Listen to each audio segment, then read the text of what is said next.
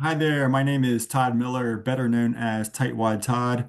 I created an 11-part video series as an introduction to personal finance. This is the fourth video where we're going to have a brief introduction into financial freedom. But before we do, just a little bit about me. I am a financial coach. I work with busy professionals just like you, and we transform a six-figure income into a seven-figure net worth. I created tightwadtodd.com where I post videos, have a blog, and send out a weekly newsletter. So if you like my content, please subscribe. And really, the motivation behind creating this video series is to help everyone get better with their finances, no matter where you are today.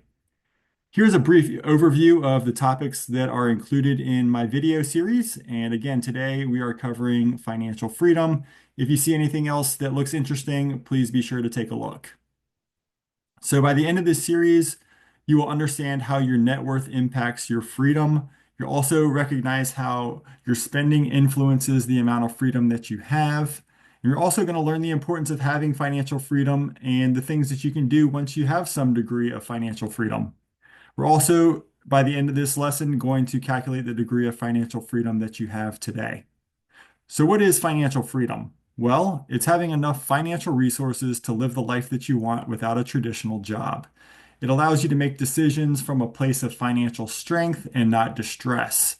It also allows you to pursue unique opportunities or leave bad situations. So, for instance, let's say that you find yourself in a toxic work environment and you want to leave. It can be extra difficult to leave that situation if you don't have any financial resources to fall back on. Whereas if you have a couple of months of financial freedom, it makes it a little bit easier because you have money to rely on as you look for your next job. Financial freedom also gives you more control over your life. It allows you to design the lifestyle of your choosing, and it provides a sense of financial peace. With financial freedom, you can change jobs or careers. You can take a sabbatical and travel the world. You can start a business, work part-time, or really do anything that you can imagine. So, as a quick example, who has more freedom here?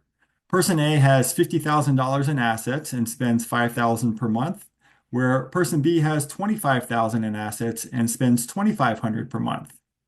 Well, they both have 10 months of freedom, so they have the same amount. So we're going to go through a brief exercise here where you start calculating your financial freedom and the amount of free time that you could have if you chose not to work.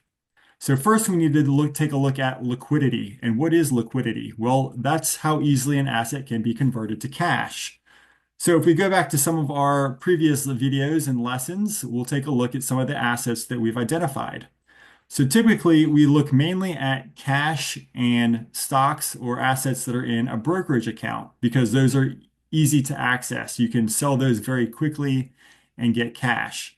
While there are options to convert a 401k and IRA and take money out of those early without paying a penalty, that's going to be beyond the scope of this class.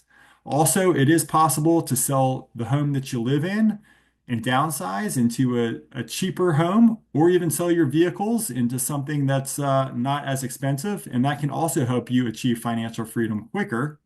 But that's not something we're really going to cover in this course.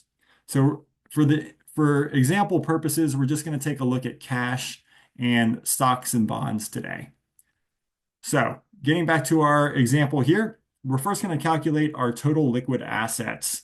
So we're going to take the 3,500 in cash and the 12,000 from the brokerage account, and that gives us 15,500. In a previous lesson, we took our monthly expenses of $7,575, and if we divide the two, that gives us financial freedom of just over 2 months. Now it's your turn. So if you need to pause this video while you go through this exercise, please do so. As we've covered, financial freedom is having enough financial resources to cover your living expenses so that you don't have to rely on a job. Now, most people think of retirement as a form of financial freedom. However, the main problem here is that if you're lucky, you'll retire around 65 following the traditional path. And that also assumes that you're going to be healthy at 65, and sadly, many people aren't. Luckily, there's financial freedom because it's based on your financial resources and not your age. You can achieve financial freedom at any age, and I've coached many clients to achieve financial freedom in their 30s and 40s. Now, let's take a look at another example. Suppose we have Mike and he has 50,000 in liquid assets and spends 5,000 per month. How much freedom does he have? Well, if we divide the two, we learn he has 10 months of freedom. Now imagine Mike is able to increase his net worth by 25,000. From there, he would have 15 months of freedom. Now imagine he's able to increase his net worth by 25,000 and also reduce his spending down to 3,000 per month. At that point, he would have 25 months of freedom.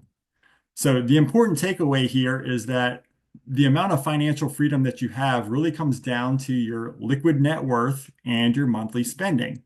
So if you want more financial freedom, you would need to grow your net worth and or cut your expenses. So achieving financial freedom is a very nuanced subject, and there's a lot of things that I can go into here, and it's actually going to be beyond the scope of this course. If this is something you're interested in learning more about, please visit my website, or you can contact me, and I may actually end up producing another course about financial freedom. So that's a wrap for the fourth video. Up next is going to be setting SMART goals. Thanks for being here, and I hope to see you in the next video.